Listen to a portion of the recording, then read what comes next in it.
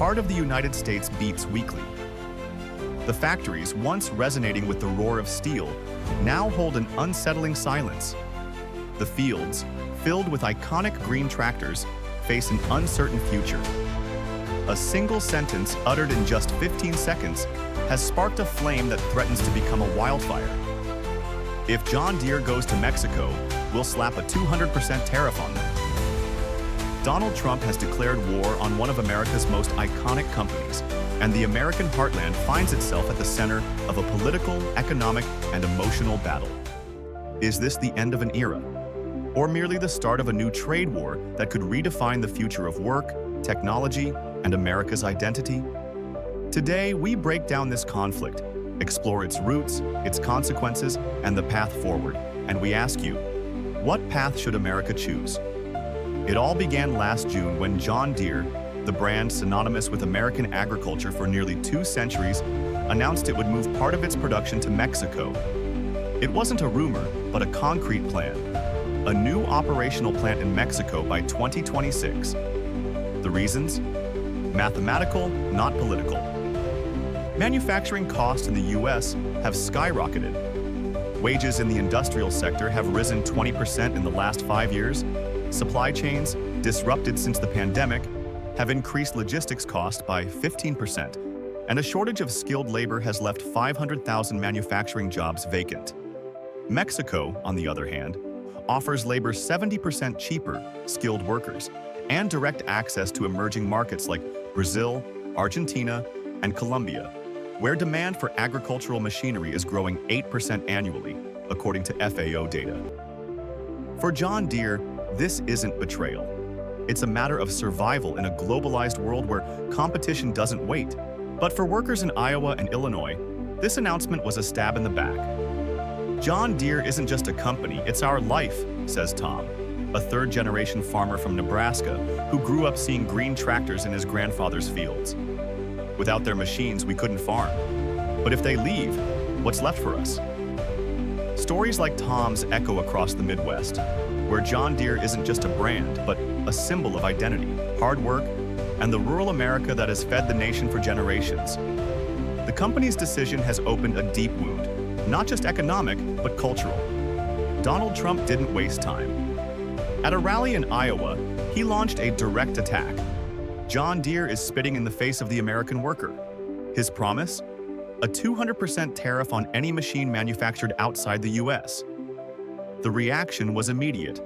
John Deere's stock fell 4% in a single day.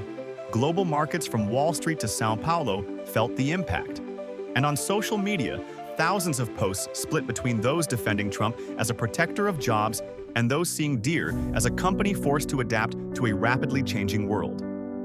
In online farming forums like Midwest Farmers Facebook groups, the debate ignited.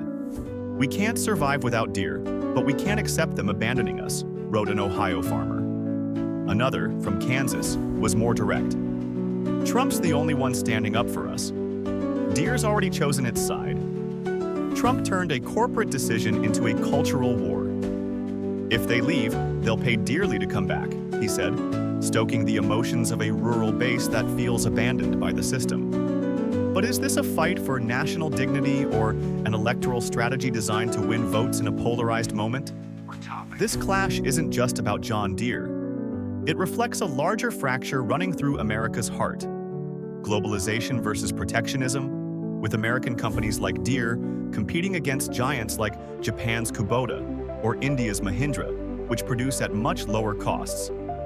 Automation, which, according to Oxford Economics, will eliminate 20 million manufacturing jobs globally by 2030, with autonomous tractors, drones, and algorithms replacing human workers.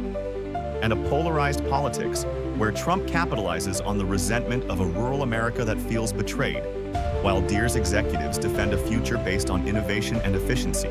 The conflict has deep roots.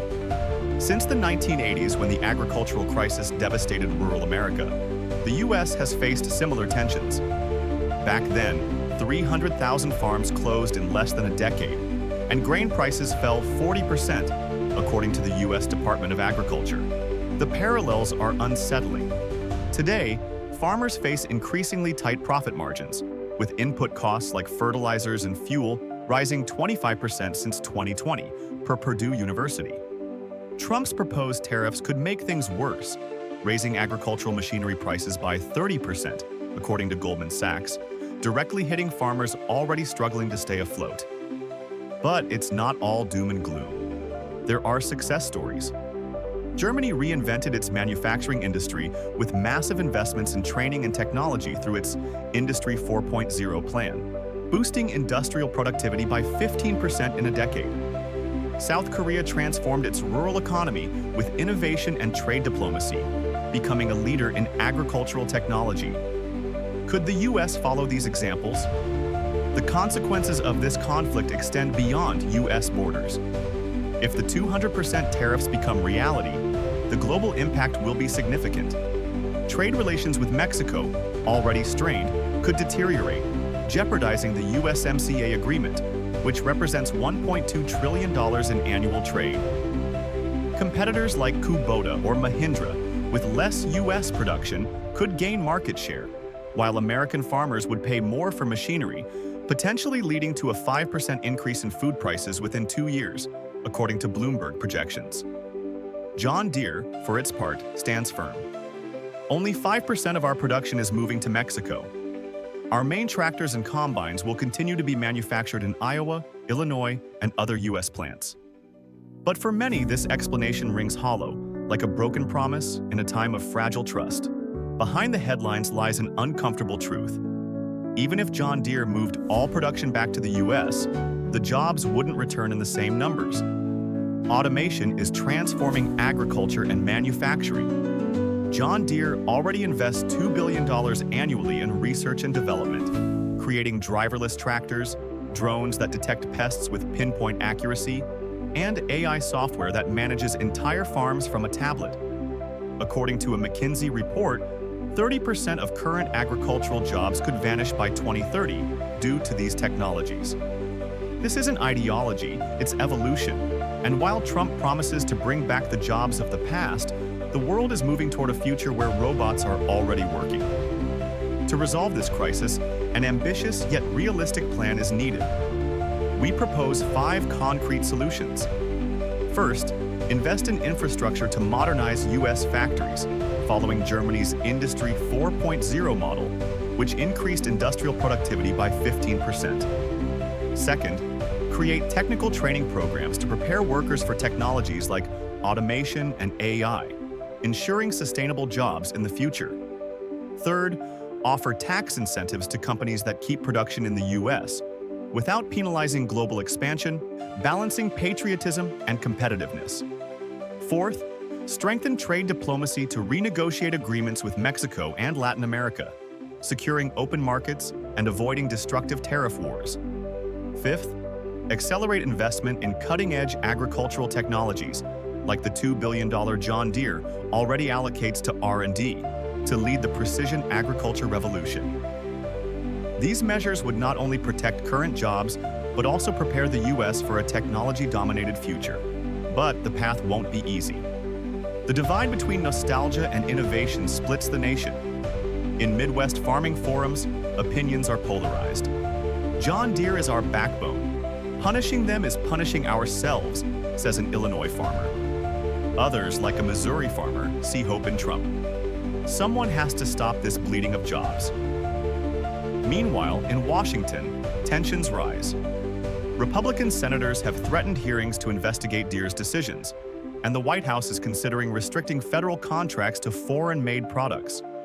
John Deere's lobbyists are working overtime, reminding lawmakers that without their machines, American agriculture would collapse. We're not just a company, we're critical infrastructure, they assert. America's heart is fractured. On one side, an iconic company trying to adapt to a rapidly changing world. On the other, a political leader promising to protect a nation's identity and jobs. But the question isn't just whether John Deere should stay or go, nor whether Trump's tariffs will save or destroy the rural economy. The question is, will we rise to meet this challenge or retreat on the global stage? The choice is ours. What do you think? Should America rethink its trade strategy?